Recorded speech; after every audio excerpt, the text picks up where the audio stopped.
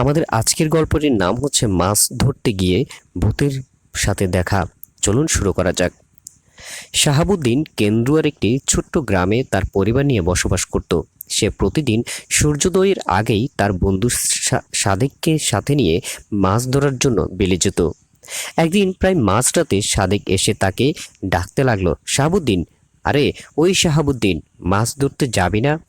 শাহাবুদ্দিন তাড়াতাড়ি ঘুম থেকে উঠল এবং মাছ ধরার জাল এবং থলিটা সাথে নিয়ে সাদিকের সঙ্গে বিলের উদ্দেশ্যে রওনা হয়ে গেল।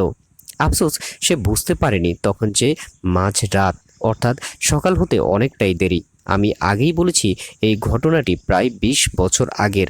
সেই সময় সবার ঘরে কিন্তু গড়ি ছিল না। স্বাভাবিকভাবেই তাদের ঘরেও কোনো গড়ি ছিল না, তাই সে বুঝতেও পারেনি এখন মাঝরাত। তারা দুজনেই মাছ ধরতে ভিলে নেমে গেল। তখন চারদিকটা ছিল অন্ধকার এবং পিনপতন নীরবতা। মাঝে মাঝে রেন্টি গাছ থেকে একটা পাখি কিরকম অদ্ভুত অদ্ভুত আওয়াজ করছে। শাহাবুদ্দিন মনের সুখে মাছ ধরতেছিল। অদ্ভুত ব্যাপার হলো, সে যতই গভীরে যাচ্ছিল ততই মাছ উঠছিল এবং ওই দিন যে পরিমাণ মাছ জালে ধরা পড়েছিল এই জীবনে আর কোনোদিন ধরতে পারেনি। আরও গভীরে যেতেই লাগলো। একসময় তিনি তার থলের ভিতরে হাত দিলেন এবং অনুভব করলেন তার জন্য যে একদমই প্রস্তুত ছিলেন না। তিনি লক্ষ্য করলেন যে মাছ থলের ভেতরে রেখেছিলেন তার একটাও সেখানে নেই এবং থলেটা শূন্য দখলে দেখতে পেলেন। অদ্ভুত ব্যাপার হলো, এই তিনি আশেপাশে কোথাও তার বন্ধু সাদেককে দেখতে পেলেন না। এরকম একটা সিচুয়েশনে পড়ে তিনি অনেকটা দ্বিধাদ্বন্দ্বে পড়ে গেলেন। কিন্তু হঠাৎ এমন একটি দৃশ্য দেখতে পেলেন, তিনি যা দেখে তার চোখ কপালে উঠে গেল। তিনি দেখলেন সাদেক ডঙ্গায় বসে দুই হাতের মুঠো ভরে মুখে মুখে মাছ ভরছে এবং চপচপ করে মাছগুলো গিলছে।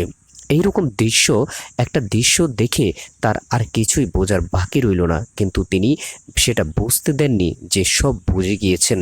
তাই তিনি কৌশলে আস্তে আস্তে উপরে উঠে আসতে লাগবে এবং ডাঙ্গার কাছে এসে সেখান থেকে দৌড়ে পালানোর চেষ্টা করলেন। কিন্তু অবাক করার ব্যাপার হলো, তিনি এক পাও এগোতে পারলেন না, সেখানেই আটকা পড়ে গেলেন।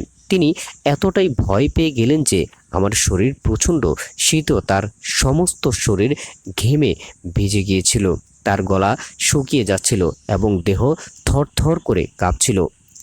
এমন সময় তিনি কি করবেন তা বুঝে উঠতে পারছিলেন না। এমন সময় সেই ভূতটা একটা ভয়ঙ্কর এবং বিদুঘুটে অট্ট হাসি দিল আর তার আসল রূপে ফিরে আসলো। এই ভূত দেখতে কতটা ভয়ঙ্কর ছিল তা বলে বোঝানো যাবে না। তার চোখ দুটি থেকে আগুন জ্বলছিল এবং তার শরীরটা আগের থেকে দ্বিগুণ আকৃতির হয়ে গেল। এরকম একটা ভয়ানক ভূতকে দেখে শাহাবুদ্দিনের সেন্সলেস হয়ে গেল এবং সেখানেই পড়ে গেল। এদিকে আসল সাদেক শাহাবুদ্দিনের বাড়ি গিয়ে তাকে ডাকতে থাকলো। শাহাবুদ্দিনের বউ অবাক হয়ে প্রশ্ন করলো, আপনি তো অনেকক্ষণ আগে ওনাকে সাথে করে নিয়ে গেলেন মাছ ধরতে, এখন আবার এসব কি বলছেন? আর ওনাকে কোথায় রেখে এসেছেন? একথা শুনে সাদেক অনেকটা অবাক হয়ে গেল এবং সে বুঝতে পারলো তার বন্ধু শাহাবুদ্দিনের সাথে কিছু একটা হয়েছে। সে তাড়াতাড়ি গ্রামের সবাইকে নিয়ে বিলের দিকে রওনা দিল।